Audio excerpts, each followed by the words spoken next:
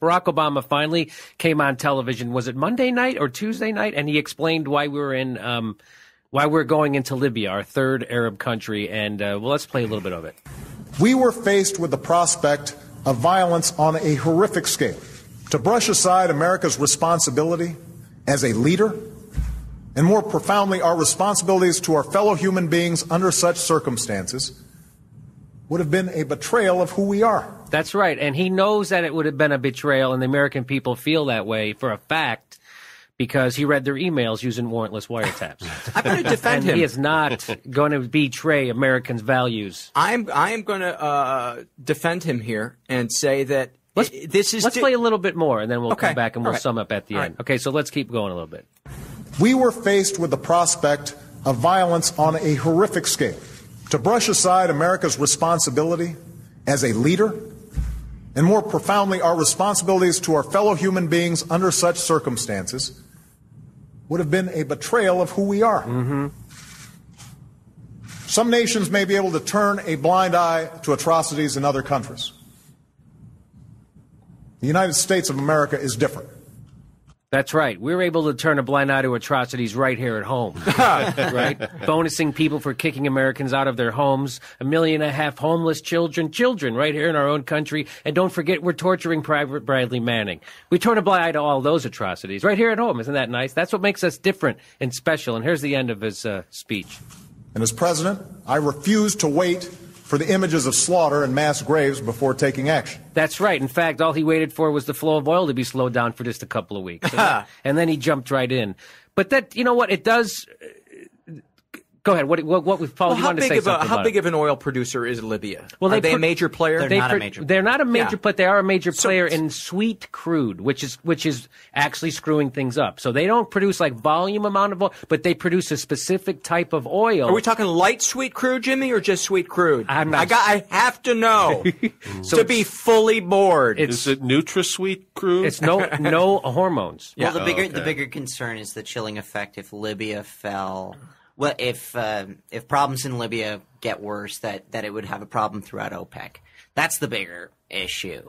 Mm-hmm. So they're not a major oil producer, though. I mean, but the fact that it is upsetting. It is upsetting because Saudi Arabia, but because it's got to do with the amount of sulfur or something that's in the oil, and that's what gives it its gradation of sweet or not sweet. Right. And the fact that they're not producing their sweet is actually throwing the markets all goofy because Saudi Arabia is trying to make up for it, but they can't because they just don't have that much of it. So that's the thing. They have a unique type of oil that people need, and that's why it's such a big deal, and that's why we went in. I'm convinced that's why we went in. It's not a war, though. It's not a war. It's the proper term that they prefer you use is death orgy.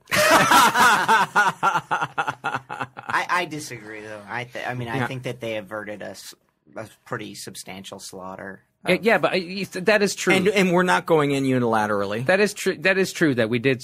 But why there and why not somewhere else? I think it's because of oil. I think it's because they have the sweet crude. They chose a war they could win. They chose no one likes Gaddafi. We're not winning this. There is no opposition, by the way. So was the justification for a lot of people behind going into Iraq was because it's winnable. Yeah. Thomas Friedman said that. Yes. On Charlie Rose, he said it's so we can go up to knock on every door in Iraq and say, "Suck on this." So yes. It's weird that we're in a position where we're only going to war if it's winnable, and then they turn out not to be winnable anyway. Well, the good thing is that at least Barack Obama gave his word that this is just going to be an air intervention. We will not, I repeat, we will not deploy any U.S. troops on the ground. See? So that's good. There's going to be no boots on the ground. Reuters reporting there are American boots on the ground in Libya. President Obama has signed a secret order authorizing covert U.S. government support for rebel forces in Libya. Okay, well, he must have just did that last night or something because he's been telling us for weeks that there's going to be no boots. Officials tell Reuters. The order was signed within the past 2 or 3 weeks. Oh, my God. So, there's a big difference between Barack Obama and George Bush. And Can I take back I'm going to defend him? And the difference is Barack Obama has dark skin. I don't know if you guys noticed that, but that's a big difference. And so when a black guy is doing the bidding of the military-industrial complex, it's a lot different than when a white guy does it.